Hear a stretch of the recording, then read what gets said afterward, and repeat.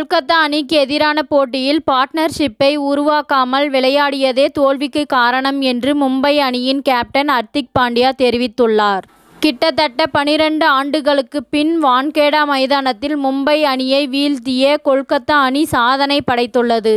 இந்த போட்டியில் கொல்கத்தா அணி நிர்ணயித்த 170 ரன்கள் இலக்கை விரட்டிய மும்பை அணி வெறும் 145 ரன்களுக்கு ஆல் அவுட் ஆகியது. இதன் மூலம் மும்பை அணியின் பிளே ஆஃப் கனவும் முடிவுக்கு வந்துள்ளது. இதுவரை 11 போட்டிகளில் விளையாடிய மும்பை அணி 3 வெற்றி 8 தோல்வி என்று வெறும் 6 புள்ளிகள் மட்டுமே பெற்று புள்ளிப்பட்டியலில் 9வது இடத்தில் இருக்கிறார். இதனால் 4வது சீசனாக தொடர்ந்து மும்பை அணி தோல்வி அடைந்து ரசிகர்களுக்கிடையே ஏமாற்றத்தை அளித்துள்ளது. இந்த தோல்வி குறித்து மும்பை அணியின் கேப்டன் ஹர்திக் பாண்டியா பேசுகையில், எங்களால் சரியாக பார்ட்னர்ஷிப்பை உருவாக்க முடியவில்லை. சில ஓவர்களுக்கு இடையிலே விக்கெட்டை பறிகொடுத்தோம். T20 கிரிக்கெட்டில் நல்ல பார்ட்னர்ஷிப்பை உருவாக்க முடியவில்லை என்றால் அது மிகப்பெரிய பிரச்சனையை கொடுக்கும்.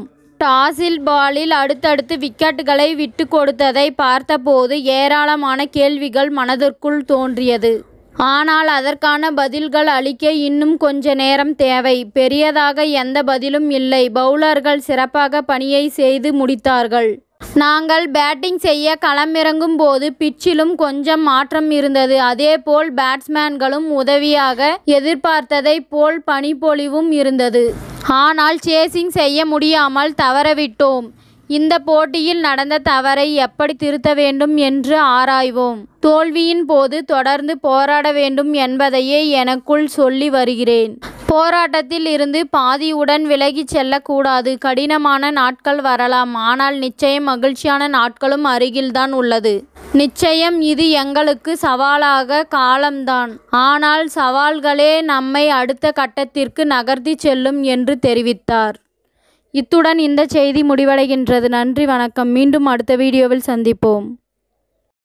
மேலும் இதுபோன்ற சுவாரஸ்யமான தகவல்களை அறிய தமிழ் சிறை சேனலை சப்ஸ்கிரைப் பண்ணுங்க, ஷேர் பண்ணுங்க, லைக் பண்ணுங்க மற்றும் கமெண்ட் பண்ணுங்க.